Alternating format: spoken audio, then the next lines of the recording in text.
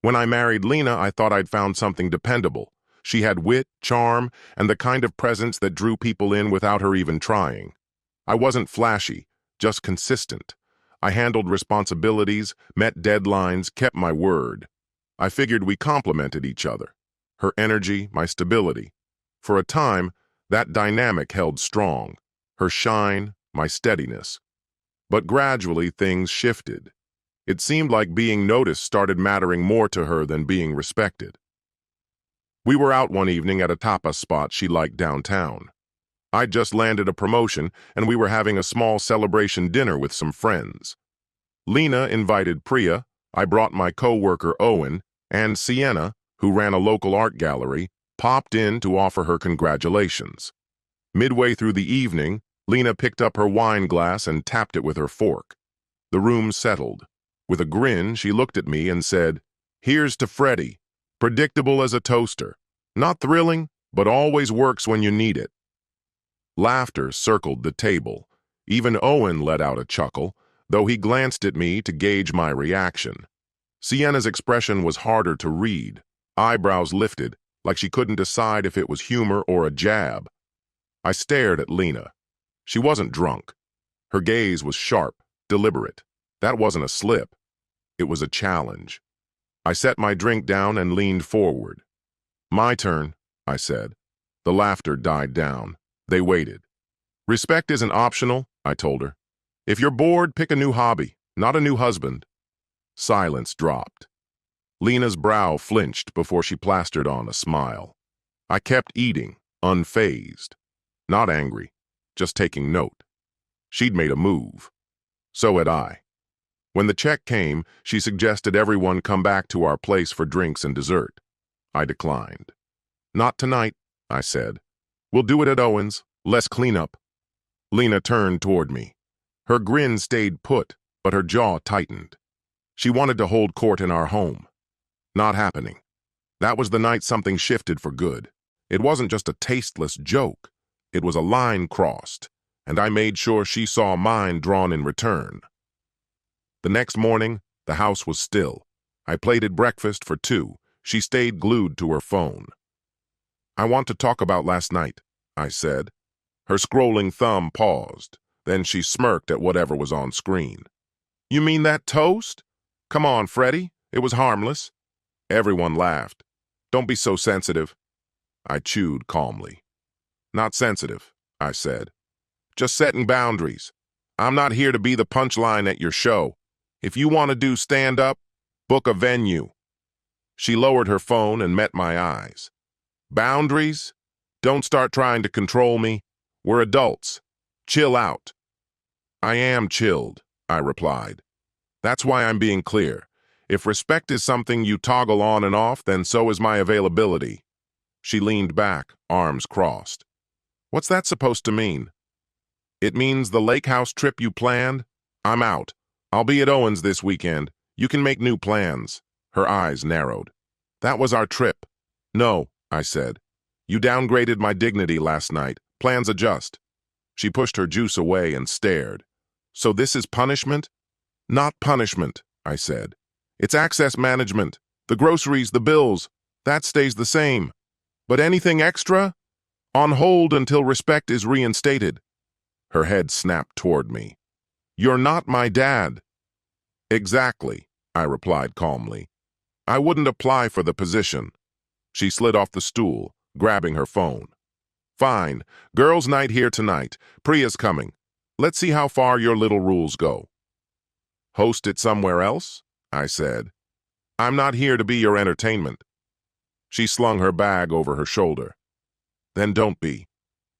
The door slammed as she left. If Lena wanted to perform for an audience, it wasn't going to be in my house. Saturday at Owen's had a different kind of atmosphere. Simple, honest. He had the grill out by the garage, a tray of burgers ready, nothing performative, just easy company and quiet truth. Despite calling off her girls' night, Lena showed up, with Priya in tow. She wasn't there for the food. She came for the spotlight. "Hey, Freddie," she said, voice syrupy sweet. "About the other night, I overstepped. Big crowd. I got nervous." I nodded once. "Heard. Priya jumped in. He's still sulking. Freddie, lighten up already. I turned toward her. Wrong audience. Lena stepped in closer, resting her hand gently on my arm. Let me make it up to you. I've got dinner covered this week. I'll rework the finances too. Whatever you need handled, I'll take care of it. I already revised the budget. Essentials remain funded, but anything extra gets its own line. You manage your income, I'll handle mine. The shared account, strictly for mutual expenses. We're drawing clean lines now. Her expression stiffened. So what? I get an allowance? Not at all, I replied. You're getting structure, same as me. Priya let out a low laugh and shook her head. Of course, classic control move. You just want the reins. I didn't blink, kept my gaze steady until she finally looked away. What's classic, I said, is friends freeloading and thinking they have equity. Newsflash, they don't. Lena sighed, pulled her hand back and mumbled, Fine, let's try it your way. This isn't a trial, I said. We're doing this. She reached for the spatula, pasted on a smile, but her eyes weren't playing along. They scanned the room like she was taking notes. That evening, Priya announced a game night, at our place, next week. Lena jumped in. Yes, let's do it. Sounds fun. I shook my head. No, not happening. I'm done turning our home into a stage. Book another venue. Priya rolled her eyes. Wow, someone's moody. No, I said calmly. Someone's finished. One boundary. Zero conflict. Just how I like it. By midweek, Lena had iced over. She moved around the house like a hotel guest. Short messages, brief appearances, not a second of eye contact past the 10 count. Conversations were limited to essentials and delivered like workouts. Short, timed, focused. Wednesday, she showed up at my office without warning, carrying takeout and a smile that had clearly been rehearsed. Surprise, she chirped. Thought I'd feed my hard-working man. I leaned back. You hate this place. She set the bags on my desk. People change, so how's the quarterly report? Try this, I said. Respect is the actual project. That's where to begin. Her smile wavered. You're always this intense? This isn't branding, I said.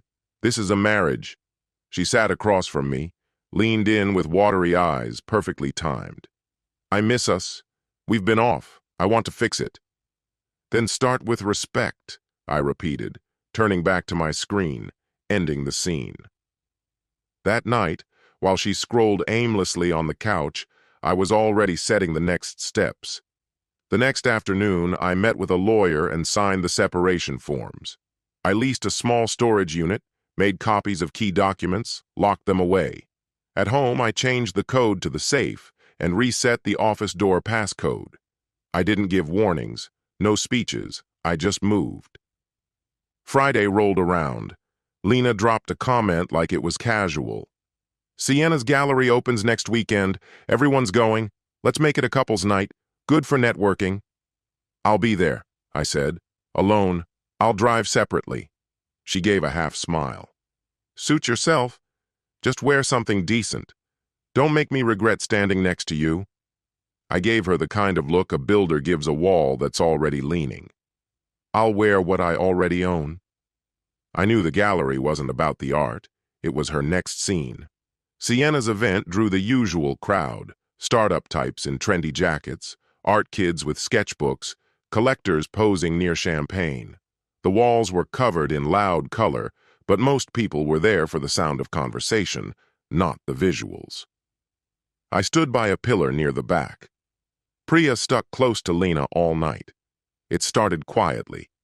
Lena edged toward a group and said, just loud enough to carry, Freddie's like a recurring alert, always on time, always boring. The group laughed. Priya lifted her phone, maybe hoping I'd react. I gave her a neutral smile, nothing to capture. Later, someone asked how Lena and I met. She didn't hesitate. He was relentless, like one of those subscriptions you forget to cancel. More chuckles. I took a calm sip. Persistence pays the bills too, I said, then let the silence take over. Soon after, Sienna gathered a handful of guests near a tall painting in red and gray streaks. "What do you see?" she asked. "Especially the couples. I love contrasting perspectives." Lena's nails dug into my arm as she jumped in. "Freddie's gonna fail this one. Dates, art, romance, it's all a checklist for him." She smiled like she'd landed a punch. I left her standing there and walked to the railing to take in the skyline. I had no interest in playing along, but silence wasn't enough. She needed the spotlight. She needed the scene. So she tapped her wine glass with a fork. The room fell silent. She climbed onto a small riser. "To growth," she began. "To refusing to settle. To recognizing when it's time to walk away." Glasses clinked in faint approval. She let the silence stretch, locking eyes with me. Then came the grin. "I'm leaving my husband. Tonight. I'm done dragging around dead weight." The crowd froze mid-sip. I chuckled. Soft, smooth, free of bitterness. "Appreciate that, Lena. That's the most helpful thing you've said in a long time." She blinked, caught off balance. I raised my drink. "Truth is, I filed on Tuesday. Separate accounts, every bill handled. The paperwork's already underway. You went for drama, but I'd already signed. So really thanks for making the announcement for me." Murmurs stirred through the gallery. Some eyes turned to her, others to me. Sienna covered her mouth in shock. I lifted my glass higher. "And since we're celebrating, I'm heading over to the diner across the street. First round's on me. Anyone who values clarity, come raise a glass." A few nodded and followed. Lena stayed frozen, drink in hand, lips slightly parted. I walked out grinning, chairs scraping as people made their choice about whose toast they were standing for. When I got home, her half of the closet was sparse. A few drawers gaped open like they were mid-argument. The SUV keys were missing. No note, no text. I didn't follow. I sat down and welcomed the stillness. By morning, messages from mutual friends were already showing up. Some checked in, others kept quiet, waiting to see where loyalties landed. News of the gallery speech spread quicker than any art. "Did she really drop it like that?" one friend texted. Her performance had been a bid for sympathy. Instead, it branded her impulsive. The same polite applauders started stepping back. Invitations dried up. Group chats shifted. Her name no longer part of them. I called the utilities, moved everything into my name, streamlined the groceries, the bills, the upkeep. Sienna texted one sentence. "You handled that clean." I replied, "Thanks." Later in the week, I ran into Priya at the store. She was by the pre-cut fruit, arms crossed like she'd been waiting. "You humiliated her," she snapped. "She did that all on her own," I said. "She thought you'd fight." "She should have checked my calendar. I was already booked." Her eyes narrowed. "You didn't even try." I wheeled my cart around her. "I tried respect. I tried rules. Then I tried leaving. That's enough." She didn't answer. I turned down the cereal aisle. No stage, no spotlight. A few days later, Lena left a casserole on the porch with a sticky note. "I never wanted it to end this way. Please talk." I brought it inside, cut a piece, ate it, washed the dish, set it back outside with a note of my own. "Thank you. From now on, email only. For logistics." That night, she called. I let it ring. Her email arrived the next morning. "We need to divide the SUV." "Take it," I typed back. "I'll handle the transfer." She wanted back and forth. I gave her finality. It was the first genuine silence the house had known in years. 2 months later, the divorce was final. Quick, clean. Lena kept the SUV and the small savings account attached to it. I kept the house. She posted photos online of a rented apartment's corner, all captions about starting over.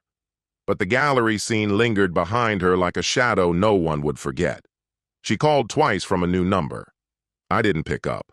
Boundaries are loudest when you don't explain them. Life took on a steadier rhythm. On Saturdays, I spent time in Owen's garage, helping tune up old bikes.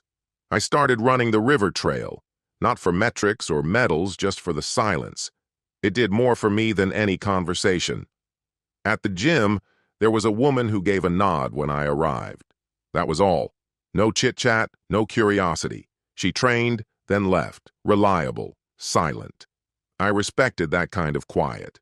At home, I started fixing what had been neglected, small repairs, wins that stayed won.